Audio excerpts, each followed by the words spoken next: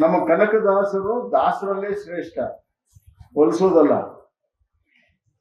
ಕಬೀರ್ ದಾಸರು, ರಾಮದಾಸರು, ಪುರಂದರದಾಸರು ಎಲ್ಲ ದಾಸರಿಗಿಂತ ಬದುಕಿಗೆ ಹತ್ತಿರವಾಗಿರುವಂತ, ಮಾರ್ಮಿಕವಾಗಿರುವಂತ ಅವರ ಮೋದಕಗಳು, ಅವರ ತ್ರಿಪದಿಗಳು ಬಹಳ ಶ್ರೇಷ್ಠ.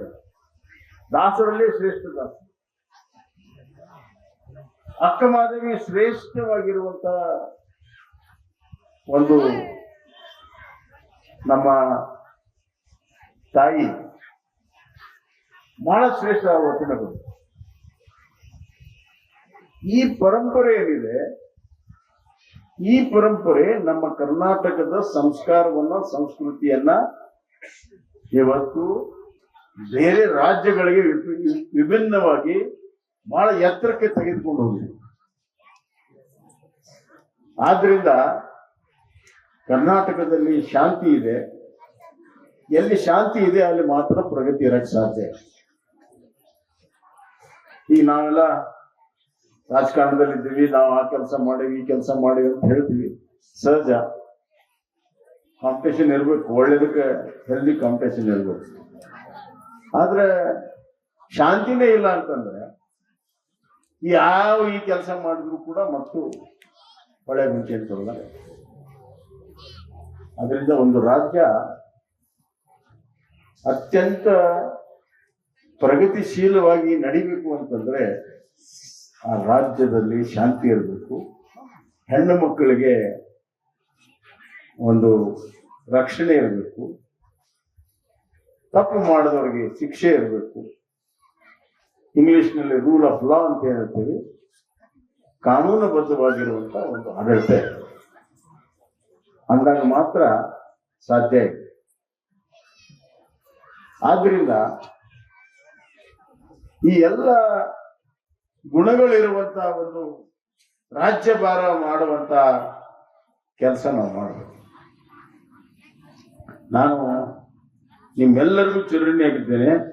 ನಿಮ್ಮ ಆಶೀರ್ವಾದದಿಂದ ನಾನು ಶಾಸಕನಾಗಿ, ಮಂತ್ರಿಯಾಗಿ, ಹಲವಾರು ಖಾತೆಗಳ ಮಂತ್ರಿಯಾಗಿ, ಜಲಸಂಪನ್ಮೂಲ ಸಚಿವ, cooperative minister, home minister, law and parliamentary minister, ಹಲವಾರು ಖಾತೆಗಳ ಮಂತ್ರಿಯಾಗಿ ಕೆಲಸ ಮಾಡಿ ಕೊನೆಗೆ ಮುಖ್ಯಮಂತ್ರಿಯಾಗಿ ಈ ರಾಜ್ಯದ ಸೇವೆ ಮಾಡುವಂತ ಅವಕಾಶ ಸಿಕ್ತು. ಅದು ನಿಮ್ಮೆಲ್ಲರ ಆಶೀರ್ವಾದದಿಂದ ಆಗಿದೆ. ಇಲ್ಲಿದ್ರೆ ಅಸಾಧ್ಯ. ಇದನ್ನು ನನ್ನ ಜೀವನ ಉದ್ದಕ್ಕೂ ಕೂಡ ಎಂದು ಕೂಡ ಮರೆಯೋದಿಲ್ಲ ಅನ್ನುವಂಥ ಮಾತನ್ನ ಈ ಸಂದರ್ಭದಲ್ಲಿ ಹೇಳಕ್ಕೆ ಇಷ್ಟಪಡ್ತೀನಿ. ಆ ರಾಜ್ಯಭಾರ ಮಾಡುವಾಗ ನಾ ಈಗಾಗಲೇ ಹೇಳಿದ್ನಲ್ಲ, ನ್ಯಾಯಸಮ್ಮತವಾಗಿರುವಂತ, ಕಾನೂನುಬದ್ಧವಾದಂತ ಆಡಳಿತವನ್ನ ಕೊಟ್ಟಿದ್ದೇನೆ ಅನ್ನುವಂತ ಒಂದು ಸಮಾಧಾನ ನನಗಿದೆ ಅನ್ನುವಂಥ ಮಾತನ್ನ ನಾನು ಹೇಳಕ್ಕೆ ಇಷ್ಟಪಡ್ತೀನಿ. ನಿಮ್ಮ ವಿಶ್ವಾಸಕ್ಕೆ ಬೆಲೆ ಬರುವ ರೀತಿಯಲ್ಲಿ ನಾನು ನಡ್ಕೊಂಡಿದ್ದೇನೆ ಅನ್ನುವಂಥ ಮಾತನ್ನು ನಾನು ಹೇಳಕ್ಕೆ ಇಷ್ಟಪಡ್ತೀನಿ. ನಮ್ಮ ಅವಕಾಶಗಳು ಸಿಕ್ಕಾಗ ಒಳ್ಳೆ ಕೆಲಸಗಳನ್ನ ಮಾಡಬೇಕು. ಆಗ್ಲೇ ಹೇಳಿದ್ರಲ್ಲ, ನಾವು ಮಾತನಾಡಬಾರ್ದು, ನಮ್ಮ ಕೆಲಸಗಳು ಮಾತನಾಡಬೇಕು ಅಂತ. ಆದ್ರೆ ಕೆಲವು ಕೆಲಸಗಳು ನಮಗೆ ತೃಪ್ತಿ ಕೊಡ್ತವೆ. ಇನ್ನು ದಿನನಿತ್ಯವಾಗಿ ರಸ್ತೆ ಮಾಡೋದು, ಈ ತರ ಮೂಲಭೂತ ಸೌಕರ್ಯ ಕೊಡೋದು, ಅದು ಸರ್ಕಾರದ ಕರ್ತವ್ಯ, ಅದಾಗ್ಲೇಬೇಕು, ಅದು ನಡೀತದೆ. ಆದ್ರೆ ಇಂಥ ಕಾರ್ಯ ನಮ್ಮ ಧರ್ಮವನ್ನ, ನಮ್ಮ ಸಂಸ್ಕಾರವನ್ನ, ಸಂಸ್ಕೃತಿಯನ್ನ ಗಟ್ಟಿಗೊಳಿಸುವಂತ ಕಾರ್ಯಕ್ರಮ ಏನಿದೆ, ಇದಕ್ಕೆ ನಾವು ಬೆಂಬಲವನ್ನು ಕೊಟ್ಟಾಗ ಅದು ದೀರ್ಘಕಾಲಕ್ಕಾಗಿ ಮಾಡುವಂತ ಕೆಲಸ, ಅದು ಒಳ್ಳೆಯ ಕೆಲಸ, ಅದು ಮನಸ್ಸಿಗೆ ಸಮಾಧಾನ ಸಿಗ್ತದೆ. ನಮ್ಗೆ ಬಹಳಷ್ಟು ನಮ್ಮಲ್ಲಿ ಗೊಂದಲಗಳಿಲ್ಲ. ಏನ್ ಗೊಂದಲ? ನಮಗೆ ಸಂಸ್ಕಾರ, ಸಂಸ್ಕೃತಿ ಅಂದ್ರೆ ಏನು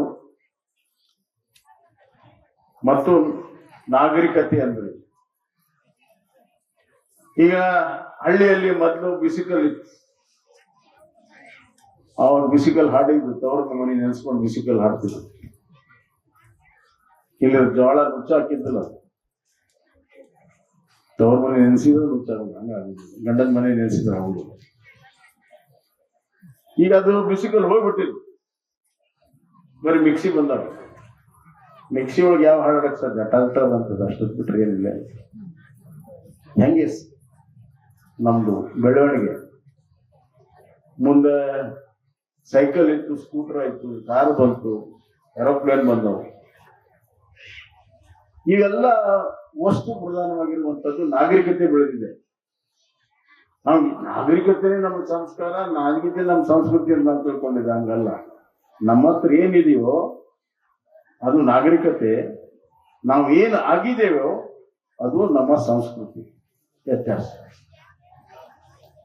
ಇದನ್ನ ನಾವು ಅರ್ಥ ಮಾಡ್ಕೋಬೇಕು. ನಮ್ಮ ಕಣ್ಣು ಮುಂದೆ ನಾವು ಅನುಭವಿಸುವಂತ ಹಲವಾರು ವಿಚಾರಗಳನ್ನ ನಾವು ಅರ್ಥ ಮಾಡ್ಕೊಳ್ಳೋದು. ಉದಾಹರಣೆಗೆ ಹಸಿವು ಅಂದ್ಕೊಳ್ಳಿ ಬಡತನ, ದಾರಿದ್ರ್ಯ ಅಂತ ನಾವು ತಿಳ್ತೀವಿ. ಒಂದು ಕ್ಷಣ ತಾವು ಯೋಚನೆ ಮಾಡಿದ್ವಿ, ನಮ್ಗೆ ಹಸಿವು ಇರ್ಲಿಲ್ಲ, ಯಾವಾಗಲೂ ಹೊಟ್ಟೆ ತುಂಬಿದ್ವಿ, ಯಾವ್ದಾರು ಕೆಲಸ ಮಾಡ್ತಿದ್ನ, ಹೊಲಕ್ಕೆ ಹೋಗಿದ್ನ, ಕಾರ್ಖಾನೆಗೆ ಹೋಗ್ತಿದ್ವಿ, ಯಾರು ಕೆಲಸ ಮಾಡ್ತಿದ್ರು. ಕೆಲಸ ಮಾಡಲಿಲ್ಲ ಅಂತಂದ್ರೆ ಇಷ್ಟು ಅಭಿವೃದ್ಧಿ ಆಗ್ತಿತ್ತ, ಇಷ್ಟು ಸಂಶೋಧನೆ ಆಗ್ತಿತ್ತ, ನಮ್ಮ ಬದುಕು ಎಷ್ಟು ದಾರಿದ್ರ್ಯ ತುಂಬಿತ್ತು. ಹೊಟ್ಟೆ ತುಂಬಿನೂ ದಾರಿದ್ರ್ಯ. ಹಸಿವು ದೇವರ ಕೊಟ್ಟ ವರ. ನಾವು ಬಹಳ ಜನ ಶಾಪ ಅನ್ಸುತ್ತೆ. ಇನ್ನ ಎರಡನೇದಾಗಿ ಅರಿವು ಬಹಳ ಮುಖ್ಯ. ನಮ್ಮ ಮನುಷ್ಯತ್ವ, ನಮ್ಮಲ್ಲಿ ಮಾನವೀಯತೆ ಉಳಿಬೇಕಾದ್ರೆ ಅರಿವು ಬಹಳ ಮುಖ್ಯ.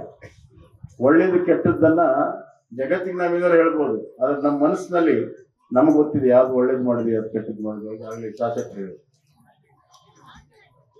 ಅರಿವು ಇಲ್ದಿದ್ರೆ ನಾವು ಮನುಷ್ಯರು ಇರ್ತಿರ್ಲಿ. ಇನ್ನು ಮೂರನೇದ್ದು ಮರಿವು. ನಮ್ಗೆ ಮರವ ಇಲ್ಲ. ಹುಟ್ಟಿದಾಗಿಂದ ಮಠ ಏನೇನೆಲ್ಲ ಮಾಡಿ ಎಲ್ಲ ನೆನ್ಪಿಟ್ಕೊಂಡು ಕೂತ್ಕೊಂಡ್ರೆ ನನ್ನ ಮಗ ಹಿಂಗಂತ ತಡಿ ಅವ್ನು ಬರೋಬ್ಬರಿ ಮಾಡೋದು. ಯಾಕಂದ್ರೆ ಯಾವಾಗ್ಲೂ ಕೂಡ ದ್ವೇಷಕ್ಕೆ ಶಕ್ತಿ ಇರ್ತದೆ. ಅವ್ನು ಹಿಂಗಂದ ಹಿಂಗ್ ಮಾಡ್ಬೇಕು, ಹಿಂಗ್ ಮಾಡ್ಬೇಕು. ಈ ಜಗತ್ತು ದ್ವೇಷಮಯ ಆಗ್ತದೆ. ಆದ್ರಿಂದ ಮರವು ಕೂಡ ದೇವರು ಕೊಟ್ಟವರ. ಹಸಿವು, ಅರಿವು, ಮರಿವು, ಈ ಮೂರು ದೇವರು ಕೊಟ್ಟವರ. ಇನ್ನು ಸಾವು, ಈ ಸಾವಿನ ಬಗ್ಗೆ ಎಲ್ಲ ಮಾತಾಡಿದ. ಸಾವು ದೇವರು ಕೊಟ್ಟವರನ್ನ ಸಾವು. ನಾವೆಲ್ಲ ಯಾರಾದ್ರೂ ತೀರ್ಕೊಂಡ್ರೆ ಬಹಳ ದುಃಖ ಪಡ್ತೀವಿ. ವಿಚಾರ ಮಾಡ್ರಿ, ನಮ್ಗೆ ಒಟ್ಟ ಸಾವೇ ಇರ್ಲಿಲ್ಲ. ನಮ್ಮ ಅಜ್ಜ, ಅವ್ರ ಮುತ್ತಜ್ಜ, ಅವ್ರ ಮುತ್ತಜ್ಜ, ಅವ್ರ ಮುತ್ತಜ್ಜ, ಅವ್ರ ಮುತ್ತಜ್ಜ ಎಲ್ಲರಿಗೆ ಇದ್ರು ಅಂದ್ರ ನಮಗ್ ಇಲ್ಲ ತೆಗ ಇರ್ತಿದ್ವಿ. ಒಬ್ಬರ ಹೆಗಲ ಮೇಲೆ ಒಬ್ರು ಹತ್ತಿರು. ಸಾವು ಕೂಡ ದೇವರು ಕೊಟ್ಟವರ. ಹೀಗಾಗಿ ಕೆಲವು ಸತ್ಯಗಳ, ಜೀವನದ ಸತ್ಯಗಳನ್ನ ನಾವು ಅನುಭವಿಸಿದ್ರು ಕೂಡ ಏನು ಕಾಣೋದಿಲ್ಲ. ಅದು ಕಾಣುವಂಗೆ ಮಾಡೋದಕ್ಕೆ ಇಂಥ ಧಾರ್ಮಿಕ, ಆಧ್ಯಾತ್ಮಿಕ ಚಿಂತನೆ ಮಾಡುವಂತ ಒಂದು ವೇದಿಕೆ, ಸಭೆಗಳು ಆವಾಗ ಆಗ್ಬೇಕು. ನೋಡ್ರಿ, ಇಲ್ಲಿ ಬಂದ್ಮೇಲೆ, ಮಠಕ್ಕೆ ಎಲ್ಲಕ್ಕೆ ಬಂದ್ಮೇಲೆ ನಮ್ದು ಜೀವನ ಎಷ್ಟೈತೆ ಏನಿಲ್ಲ ಅಂತ ವಿಚಾರ ಮಾಡ್ತೀವಿ. ಇಲ್ಲಿಂದ ಹೊರಗೆ ಹೋದ್ಮೇಲೆ ಮತ್ತೆ ನಮ್ಮ ಕೆಲಸದಾಗ ನಾವು. ಆದ್ರಿಂದ ಇಂಥ ಸಭೆಗಳು ಮಾಡ್ತಾ ಇದ್ರೆ ಆ ಎಚ್ಚರಿಕೆ ಗಂಟೆ ಕೊಡ್ತದೆ ಅನ್ನುವಂಥ ಮಾತನ್ನ ನಾನು ಹೇಳಕ್ಕೆ ಇಚ್ಛೆ ಪಡ್ತೀನಿ.